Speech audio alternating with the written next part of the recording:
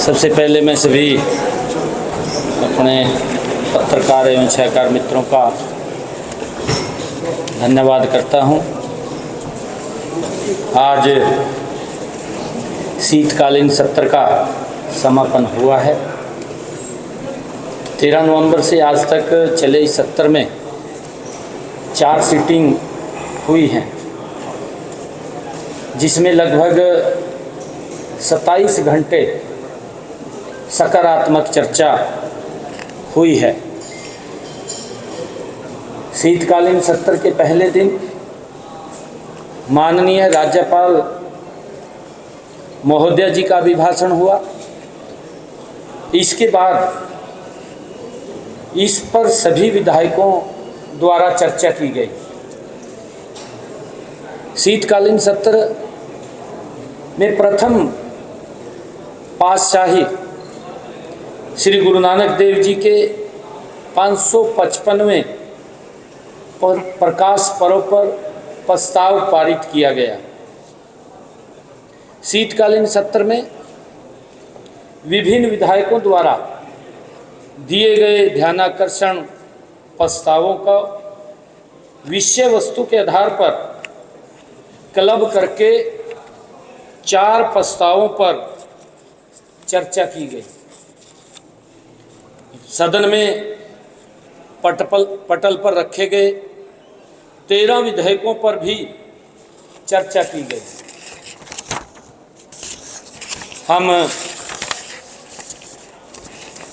मैं राज्य की जनता का हरियाणा में हमारी सरकार को तीसरी बार विजयी नॉन स्टॉप विजयी बनाने के लिए हृदय से आभार व्यक्त करता हूं। हरियाणा के इतिहास में यह एक स्वर्णिम अध्याय है, क्योंकि राज्य के इतिहास में पहले ऐसे कभी नहीं हुआ। यह ऐतिहासिक जनादेश माननीय प्रधानमंत्री नरेंद्र मोदी जी के अद्भुत नेतृत्व, विकास के संकल्प, सेवा, सुशासन, गरीब कल्याण और देशभक्ति की भावना का प्रतीक है।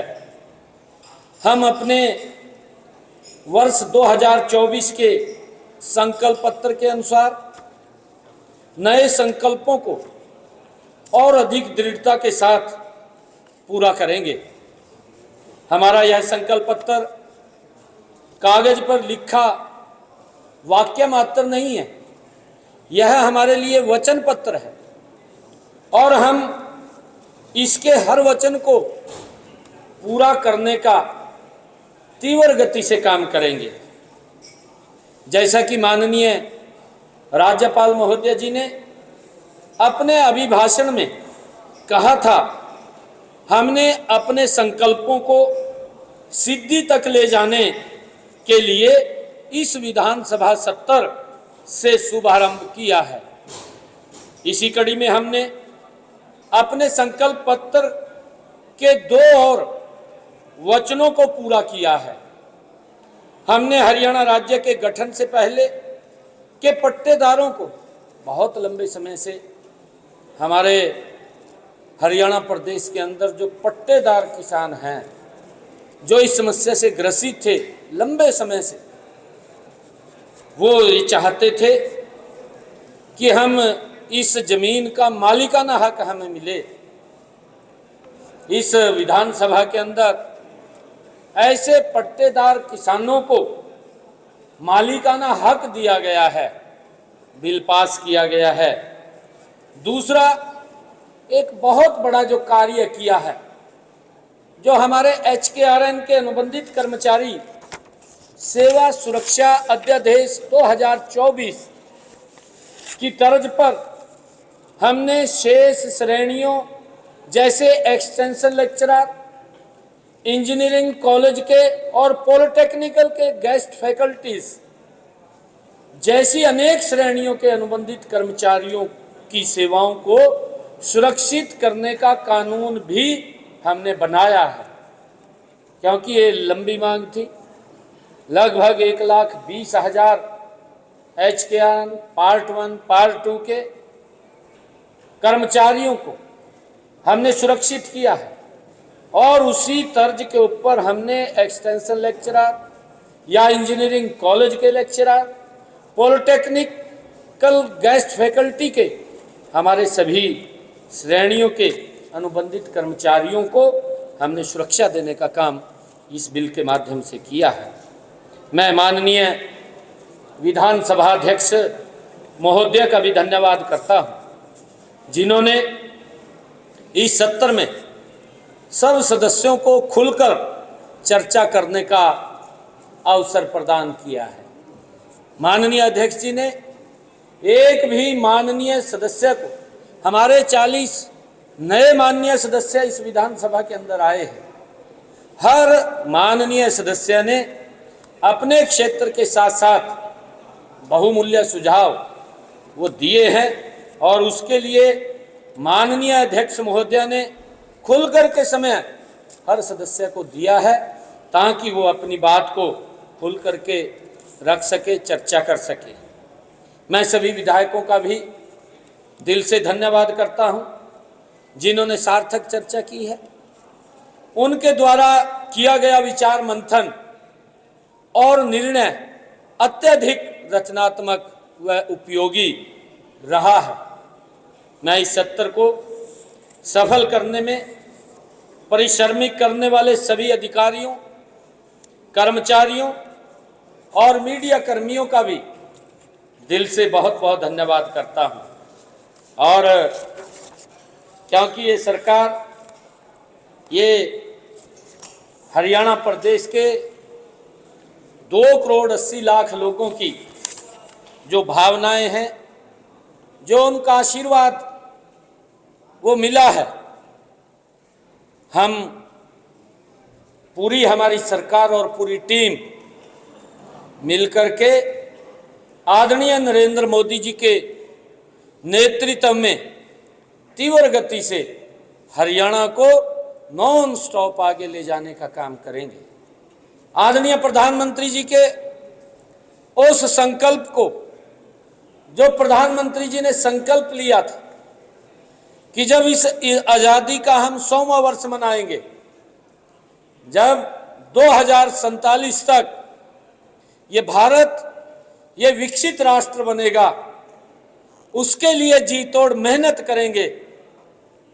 हम आदरणीय प्रधानमंत्री जी के उस संकल्प को आगे बढ़ाते हुए हरियाणा को 2047 तक विकसित करने का हमारी सरकार प्रण लेती है।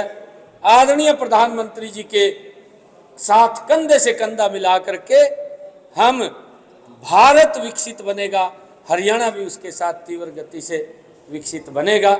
मैं सभी को पुनः बहुत बहुत बधाई और शुभकामनाएं देता हूं।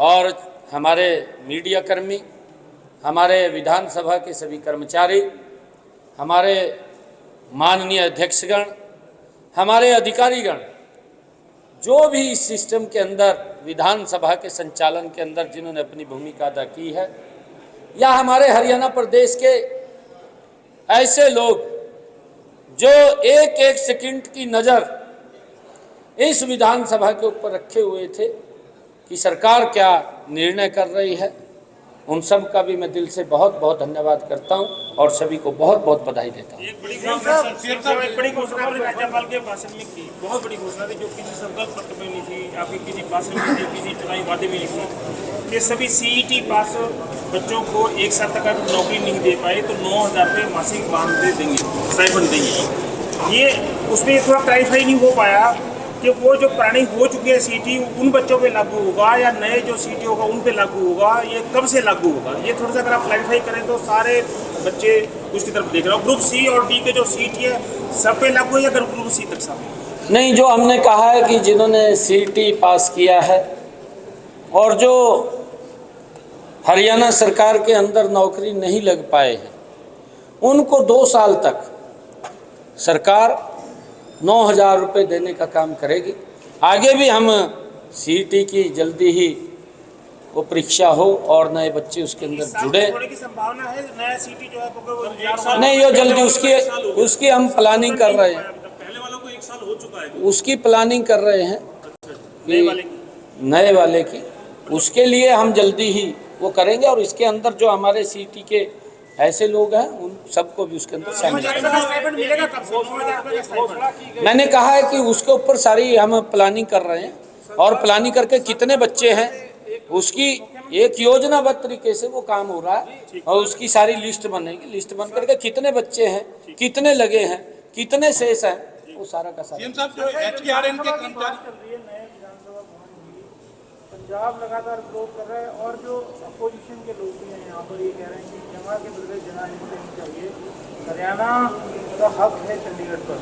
इसके बारे में सरकार आपका क्या कहना है? दूसरा पंजाब कर रहा है उसको कैसे? एक सर्वदलीय बैठक की बात भी आई। नहीं, हम ऐसा नहीं है। सभी हमारे इस मत के ऊपर हरियाणा प्रदेश के हमारे सभी विधायकगण और सभी पार्टी के हमारे दलों के नेतागण वो एक आवाज़ के अंदर हैं, क्योंकि चंडीगढ़ के ऊपर हमारा भी अधिकार है।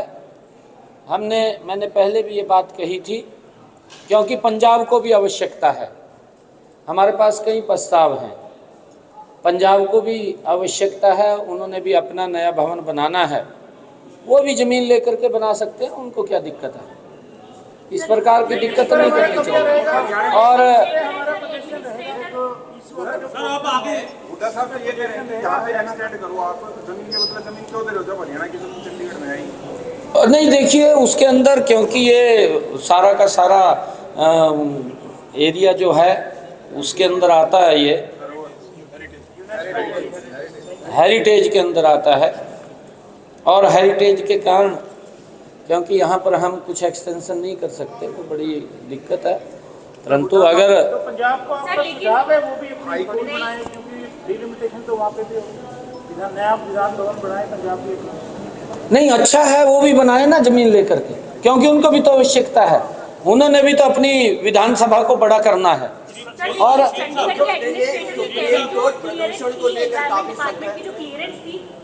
क्लियरेंस मिल गई है, लेकिन चंडीगढ़ के एडमिनिस्ट्रेटर का बयान सामने आया है कि अभी इसका सिर्फ नोटिफिकेशन हुआ है, ये कोई निर्णय नहीं है, अभी ऐसा कोई मामला नहीं। अभी तो उसकी नोटिफिकेशन वो आई है, जो इन्वायरमेंट की नोटिफिकेशन क्लियरेंस का सर्टिफिकेट आया है, क्योंकि जैसा अभी परिसीमन भी होगा उसके अंदर सीटें बढ़ेंगी, हमारे पास स्पेस कम है।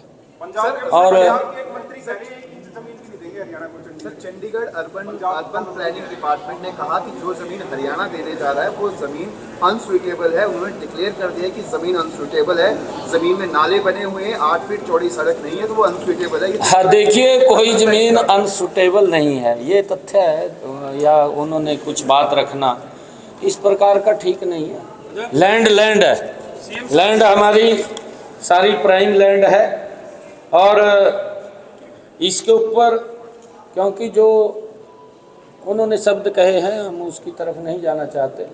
हम बार बार इस बात को लेकर के कि हमारा SYL का जो पानी है उसके ऊपर भी हमारा हक है और हम लगातार उसको लेकर के हमारा पूरा हरियाणा प्रदेश सभी दल उसके ऊपर एक मुस्त हैं। उनको कोई किसी प्रकार की वो नहीं है, किंतु परंतु नहीं है। और